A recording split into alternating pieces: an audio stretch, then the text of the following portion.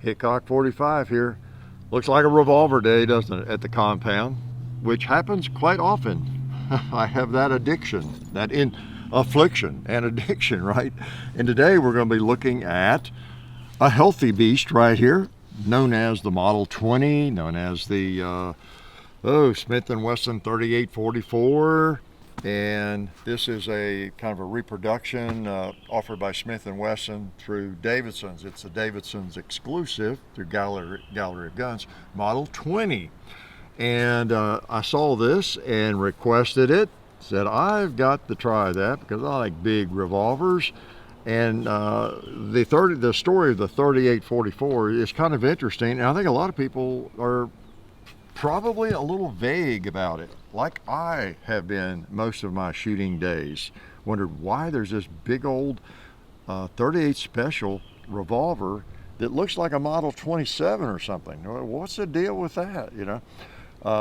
And it probably has fooled a lot of people, especially fools like me. So yeah, that's what it is. It's called the Model 20. You know, when Smith & Wesson started numbering their revolvers, they got away from the names. But before that, it was the 3844 Heavy Duty revolver, and there was an outdoorsman version of it as well. But it's a 38 Special revolver. The historical piece is this one. They went ahead and chambered it in 357 to make it, I guess, more versatile, of course.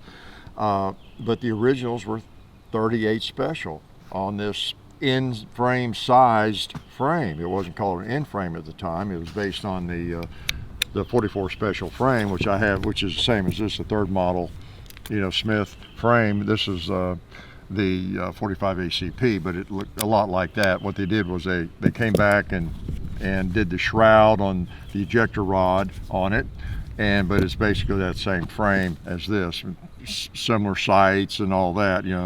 There's fixed sights. All right, this is the 1917 in a bigger bore, but they just kind of based it on that and put the shroud on it and chambered it in 38 Special, and they figured that would be strong enough for, guess what, hot 38 Specials. Now I don't have any really hot ones. I'm just going to shoot 38 Specials to start off with, because historically it was a 38 Special, and I thought that'd be appropriate. Okay, but I see why this one is chambered 357. It is a way more versatile. And plus you got this big, thick, or heavy frame, so why not? Why not? Right? Cowboy, what do you think? Yeah. Anytime I get a revolver out, the cowboy wants to be shot. Why don't I just go ahead and lob a couple over there at the gong?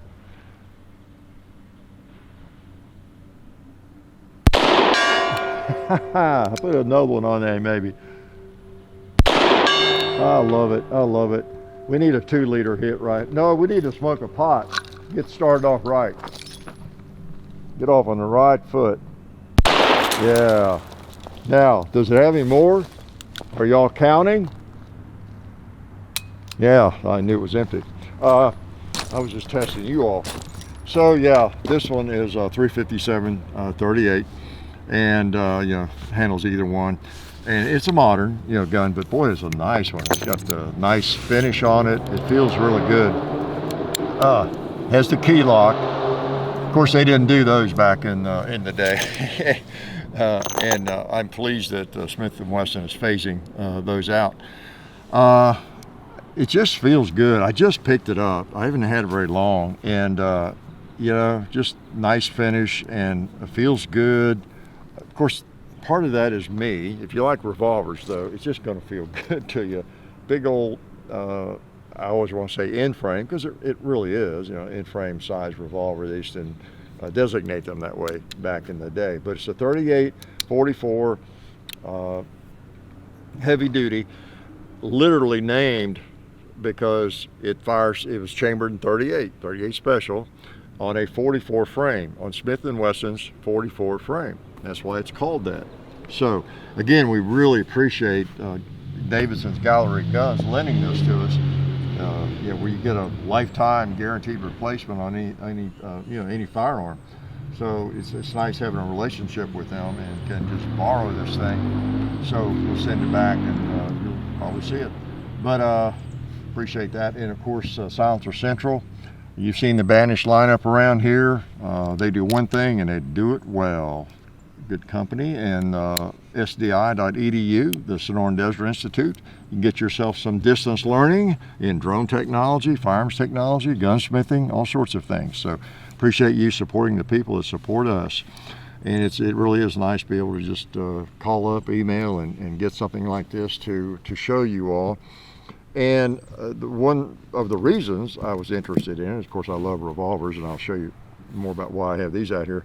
But and because of the history of it, you know, the history. And this one again is chamber in 357, so it'll handle either one.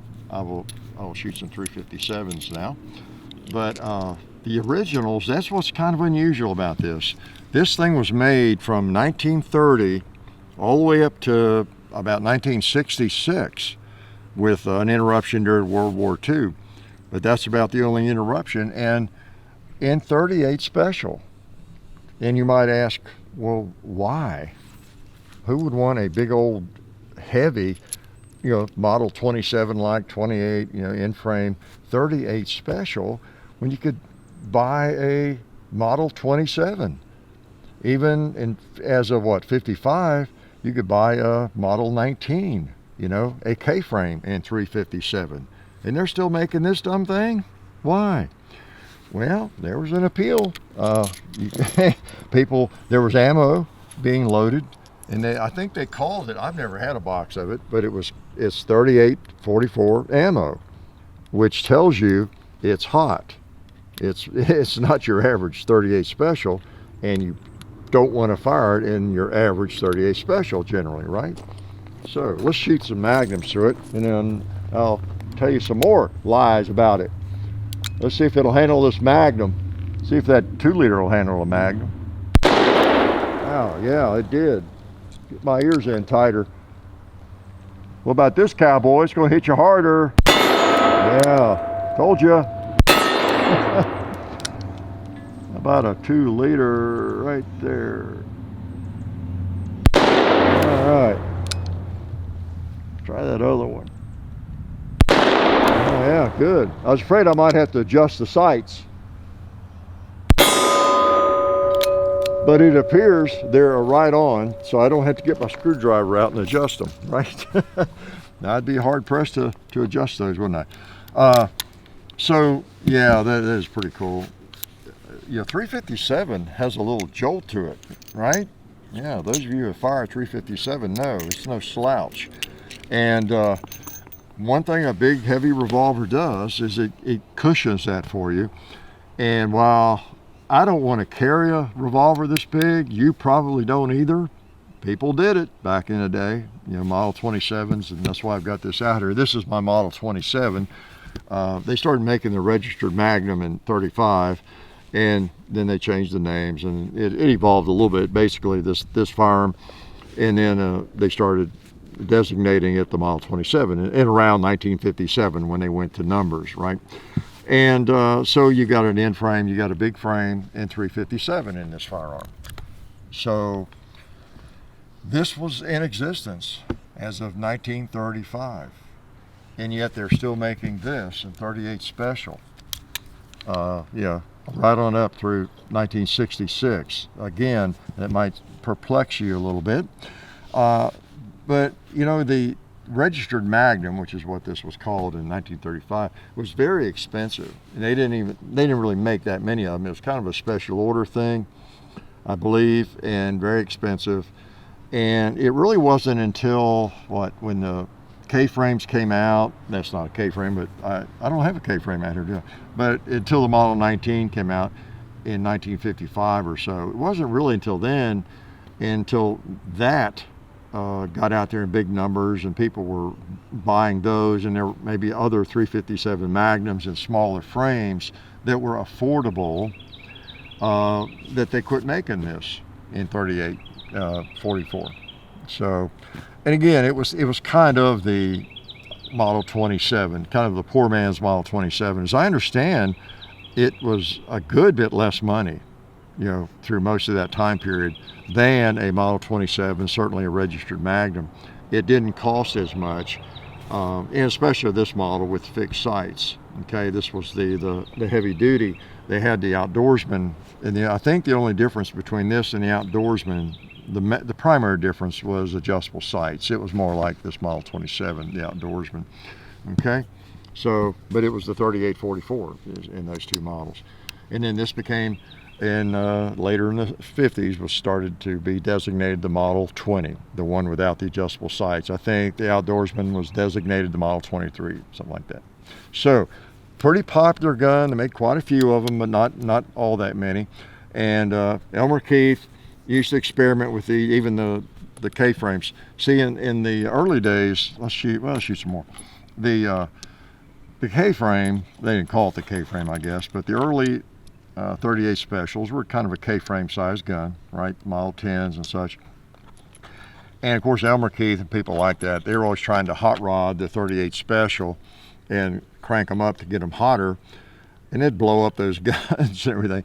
And even when these came out, they were hot rodding with this, trying to get the hottest loads they could, and a lot of experimentation, which led to Smith & Wesson going ahead and creating the registered Magnum, basically this gun in 35, and chambering it in a longer case. These 357s are a little bit longer, and they wouldn't fit in the actual 3844s. So it was kind of a transition gun. It paved the way to the 357 Magnum. Okay, it was kind of a poor man's 357 Magnum, cranking up the load in the 38 case. All right. And a lot of people don't realize this. Of course, powders were different back then, but the main reason these cases are different lengths is so you don't put the 357 Magnum in a little 38 special or something, okay? It's not necessarily so you can get more powder in it. I mean, it helps. You got a little more room for powder, but you can crank up this 38 special to equal this 357 Magnum. Just change the load, the powder, whatever. You could crank it up to exceed the 357 Magnum, okay? For those who don't realize that. It's not like the black powder days where it's just a matter of how much you put in there. Depending on your powder, you can get lots of power, too much power in a little case like this, okay? So that's what you had. So what they did, they had that ammo. I don't have any, never have. It's called, I think, 3844, and it's hotter. The average 38 special rounds were chambered, they would, I don't know, crank out at about 800, 850 feet per second maybe, whereas this stuff would be like 1100, 1125 feet per second in this gun, the ammo for this gun. So it was kind of an early 357 Magnum. All right, let's shoot some of this stuff. Let's shoot that target, put one on the bullseye. Yeah. How about the tree?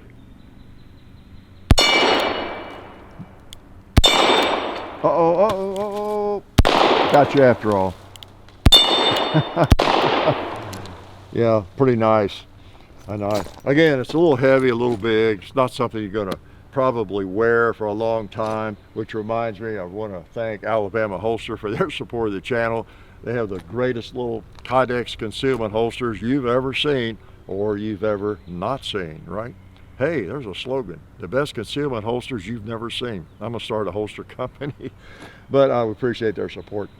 Now, I say that like it's impossible to carry a gun like this. People actually did back in the day.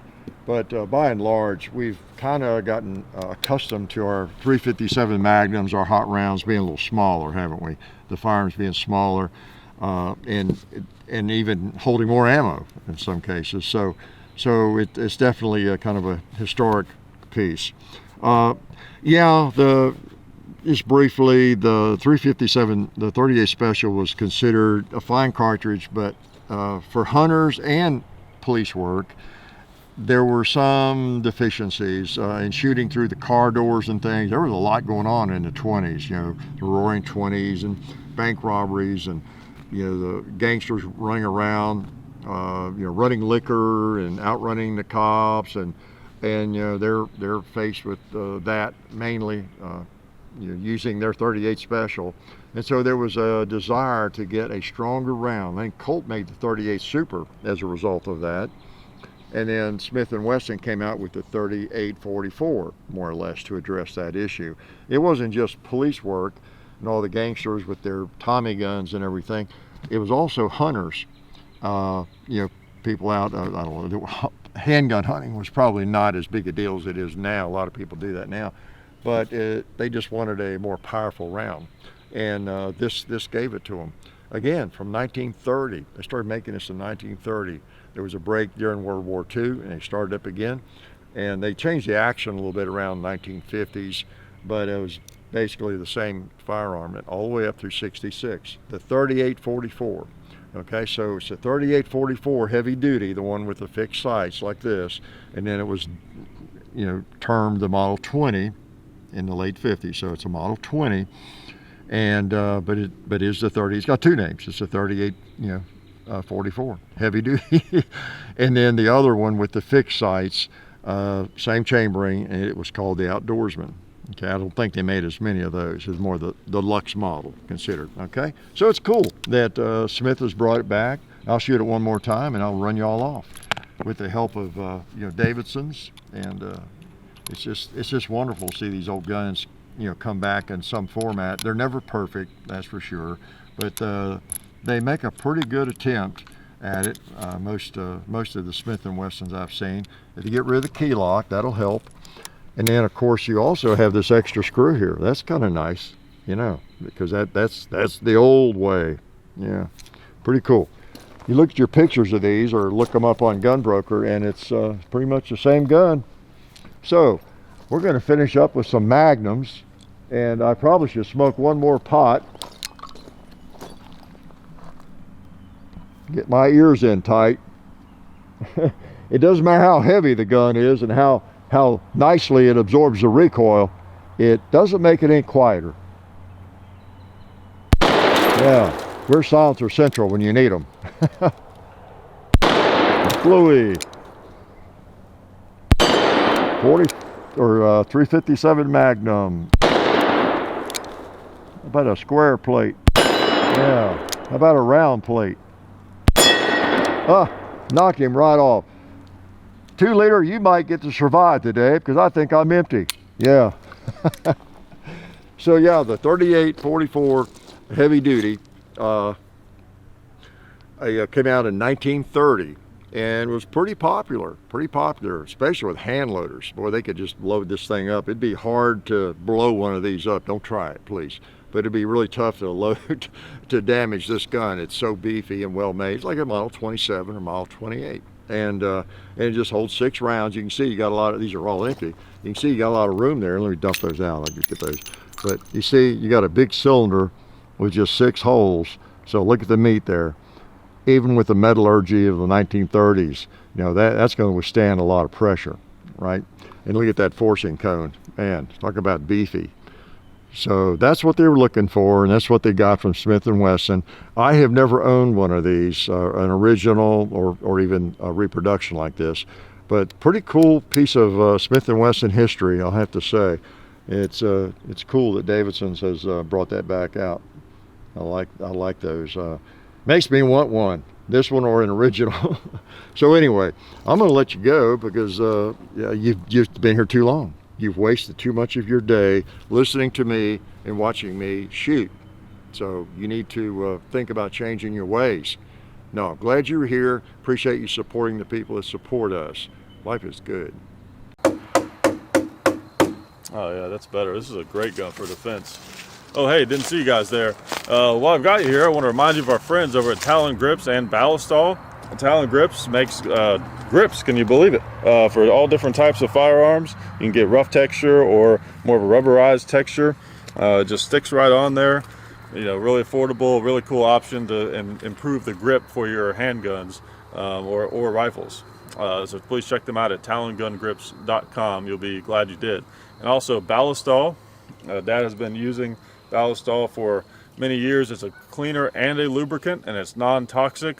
It works really great, and we're happy to have them on board since it's been a part of our shooting endeavor for a very long time. So go to ballistol.com, talongungrips.com. And also, while you're out there, I'm juggling all these things here. Also, while you're on the internet, please do check out our other social media like Hickok 45 on Facebook. There's also Hickok 45 on Twitter, The Real Hickok 45 on Instagram. There's a John_Hickok 45 on Instagram where I do some things. There's Hickok45.com. You can find us also on Gunstreamer. So check out all that stuff and then watch more videos.